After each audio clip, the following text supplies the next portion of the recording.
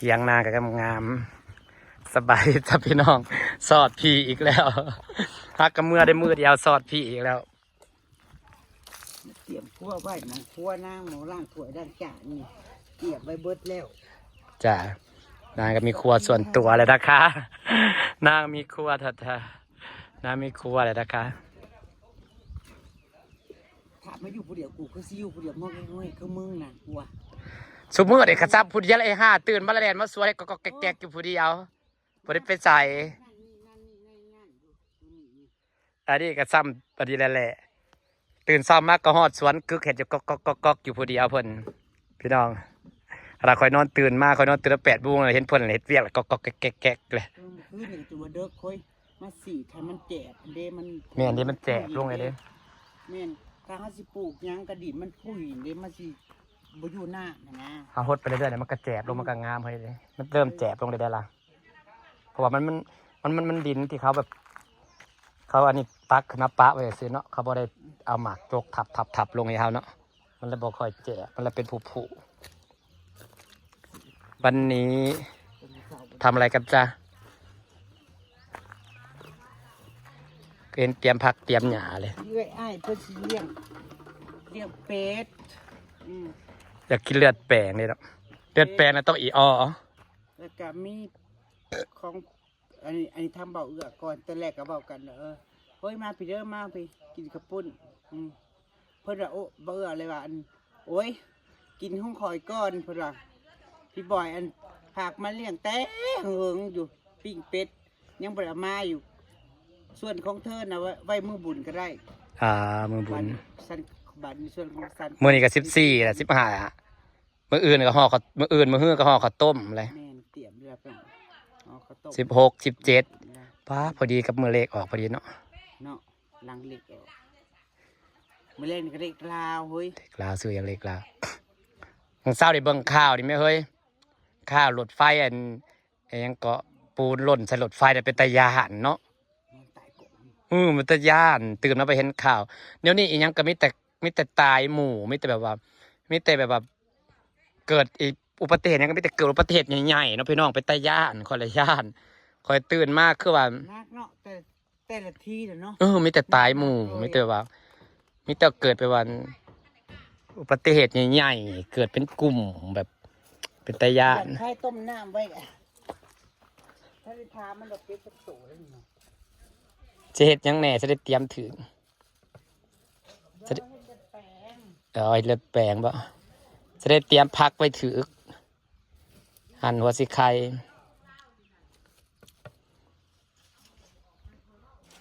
น่าเสร็จเลือดแปลงกินกันนะคะ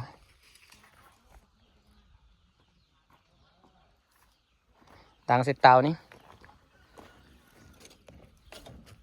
หลายคนมาเต่ากับบกแข็งแห้งเท่าไว้มันจะบรูกูบ่เป็นยังดอกเดี๋ยวมีเต่าปิ้งมาอยู่อันดังอันตรงนั้นโอ้ยสั่งเป็นวัด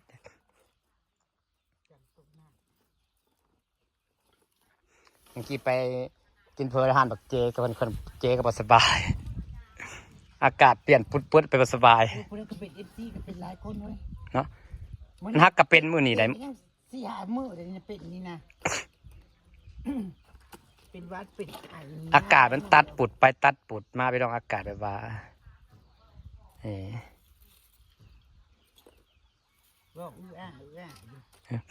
เมื่อวานนี่ผัดซีหนาวนี่ผัดซีร้อนผัดค่ำมาผัดหนาวกลางเว้นมาผัดร้อนอากาศบกคงที่คิดจะร้อนก็ร้อนคิดจะหนาวก็หนาวสิต้มน้ำนะคะต้มน้ำไปรอเพื่อนๆมาขาหมอบักใหญ่เสร็จเลือดแปลงกับปีงบะพอดีแหละพอจะหดพักหดหยาแล้วก็คำเติบจะดอกจะน่าอาบน้ำโซลาเซลล์มือได้สไตล์อาบน้ำกลางแจ้งเขาว่าเย็นนี่ไฟโอยกับไฟตายซ้ำกับไฟตายซ้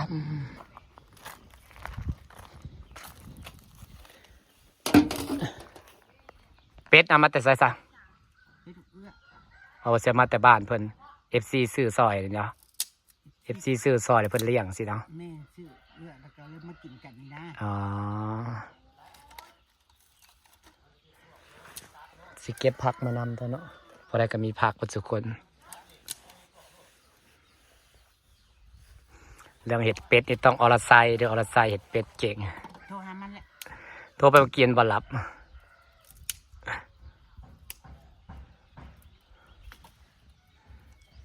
กำลังเตรียมรอเพื่อนๆมาจ้าพี่น้องจ้า ก็นั่ง เป็ด ก็เล่นกันธรรมดาเลยพี่น้องบ่ได้อิหยังมากมายดอกจ้า กลับไปว่า FC เพิ่นเลี้ยงเป็ดก็มานั่งซุ่มแซวกันนี่แหละ เขาบอกเอื้อ ทุ่มสองทุ่มก็แยกง่าย จะเทื่อ แม่น แต่ได้ตูบนี่ก็บ่ทันได้มีหมู่บ่ทันได้มา กินข้าวแรงแล้วแหละก็ได้กินข้าวแรงแล้วเราก็นั่งเว้ากันซุ่มสองทุ่มแล้วก็แยกง่ายพี่น้องบ่ได้มีหยังดอก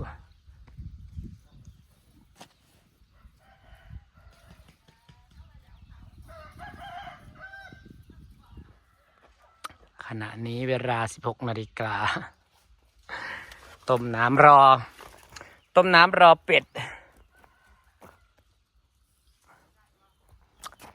หามขอนใหญ่จ้ะเฮ้ยหามขอนใหญ่นะมาปะเผาเทละอันให้มันเบิด ทำมาระยะมันเย็น เย็นมาเย็นกระจุดแล้วนะพักกันหามขอนใหญ่มาจุดเอาไว้กับเกะกะคือเก่า จริงรถมึงเขามาจอดอีกก็ได้ แรกว่าจะเอาเข่ามาอยู่ มันจังไก่เนาะ มึงเปิดประตู บรรยากาศที่บ้านสวนอมรา วันนี้จะได้รวมเพื่อนมานั่งเล่นแซวซุ่มแซวกระไหม่ตัวใหญ่ๆไว้ขนาดมันกินซุ้งนะใหญ่ไว้กลัวแดดมันร้อน ต้นไม้ก็เริ่มแห้งไปเลยนะ เนาะ ใบซีดไปเลย มันแดดแต่ที่เฮยมันสิบตายไปหนาบ่ เนี่ยมันอยู่ห่มอยู่บนนี้กันเด้ นั่นแหละจังหวะก็จะสิถึกแดดเดือนหาเดือน4เดือนหาก็จะมันตายนี่มันเริ่มตายเลย นี่นะ มันใหม่เนาะพวกนี้มันต้นไม้อยู่ห่ม เนี่ยมัน หาแนวใหม่มาลงนะมันสิตายเบิดเลยนี่แห้งเบิดเลยมันโมเมนต์ไม้แดดเนาะ บนต้นไม้ตากแดด กระสั่นกับผ่าแสลงมาควงย้ำแดดแล้วก็ผ่าแสลงขึ้นย้ำห่มแล้วก็ผ่าย้ำห่มแล้วก็ผ่า จะตายเลย มันตายแดดพี่น้อยพวกนี้มันไหม้ห่ม ต้องหาไม้แดดมาเนาะ แมนพวกไส้เกาหลีพวกนั้นเด้พวกไหม้ในแดดนะ เนาะแม่ อันสมันก็ตายเบิดแล้วนี่นะเสียดาย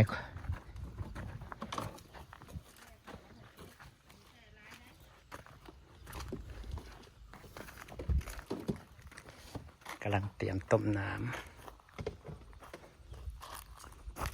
กำลังเตรียมสถานที่รอเพื่อนๆมาจ้าพี่น้องจ้าแต่บ่รู้ว่ามีใครมาเนี่ยเอ้ยแต่ยังไม่ชัวร์นะว่าจะมีใครมาบ้างโหมีใครมากัดเฮ้ยบริเนอนตูบเอาฟาดเอาเลขวะบอกกล้านอนผู้เดียวความจำเต็มระเด้งออกอีกแล้วเมื่อกี้นี่ถ่ายคลิปเดียวแล้วก็ได้ลบแล้วก็ถ่ายได้ลบแล้วก็ถ่ายได้เฮ้ยจะมันเต็มยังมันเต็มน้ำไอ้ข้อมูล YouTube อ่ะ แอปเอาเขาดิ แอปดูพวกข้อมูล YouTube นี่เนาะพวกนี้นะ โลก พอ YouTube เขาลงคลิปลงเรื่อยๆข้อมูลมันก็มาบรรจุในนี้เฮานำได้ความจำโทรศัพท์ก็เต็มแบตก็เบิดไฟจ้ากายจะได้ซื้อหาเงินซื้อเครื่องใหม่นะคะ อันนี้คือกันอันนี้ก็ได้ สีดาวเอาดอกสัน ไว้ว่า ผ่อนเอาให้มันมาหาเงิน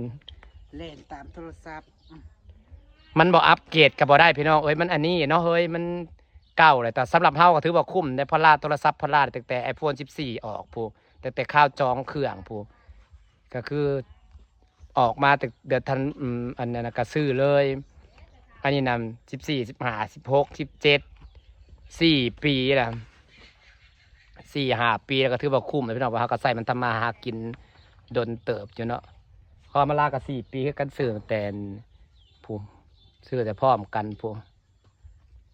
อุปกรณ์ทำมาหากินน่าก็มีแต่เครื่องเดียวแหละพี่น้องส่วน iPhone 1111ที่ว่าเอาของเอากลับมาว่าสิถ่ายลง Facebook ทางตั้งนะครับนอกกระจาชาร์จแบตบ่เข้ามันเก่าเลยเนาะชาร์จแบตบ่เข้าเอาไปซ่อมมันจะเสร็จเบิดเท่าใดบ่ได้ซ่อมทิ่มโคโลยในเฮือนมันชาร์จแบตบ่เข้าเหลือแต่14ตัวเดียวแหละถ่ายคันถ่ายลงเฟซก็ถ่ายทางตั้งกลับไปกลับมาได้ความจำนะบ่พ เพื่อ อ หมู่สิมากกับ คำอะไร เย็น เพื่อ ค่ำให้เย็นค่ำอยู่เพื่อ แม่ เฮ็ด น นู่นเฮ็ดนี่ เพื่อแล้วเวียกเนาะเพื่อเกลือหมูเกลือเป็ดเกลือไก่ช่วงใน4 โมงแรงในช่วงเขาเจ้าเกลือหมูเกลือเป็ดเกลือไก่ช่วงนี้ ช่วงนี้ก็ช่วงเวลานั่ง เวี หด ยก พักพี่น้อง แมน แต่หดไปแต่มื้อเช้านี่แล้ว หากสันน่ะส่วนใหญ่ฉันจะคดยามเสาร์ฉันนะฉันเปิดน้ำใส่นี่เปิดน้ำให้มันเต็มแต่ละคุมเพราะมันมีแต่ต้นไม้ใหญ่เด้บ่มีพักน้อยเฮือนนางมีแต่พักใหญ่ไปน้องเปิดน้ำลงคุมแต่บางเศร้านี่ซ้อมปั๊มน้ำซ้อมจนเมื่อยซ้อมโอ้ยมีแต่แนวตาย มันได้บ่ขึ้นมันหัวจะได้เปลี่ยนปั๊มใหม่โอเคครับพี่น้องฝากบรรยากาศไว้สักนิดนะจ๊ารอดูเพื่อนๆมาครับเลขลาว มื้อนี้เลขลาวมื้อ มื้อ15มื้อ16 16เลขไทยบ่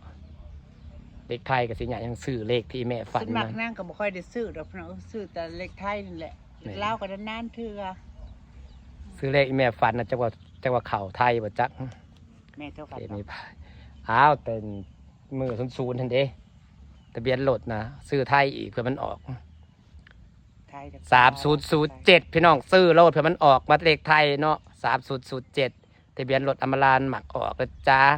เลขไทยมือวันที่14มื้อ15มื้อ16ซื้อไปเลย3007พอ4 ตัวนั่น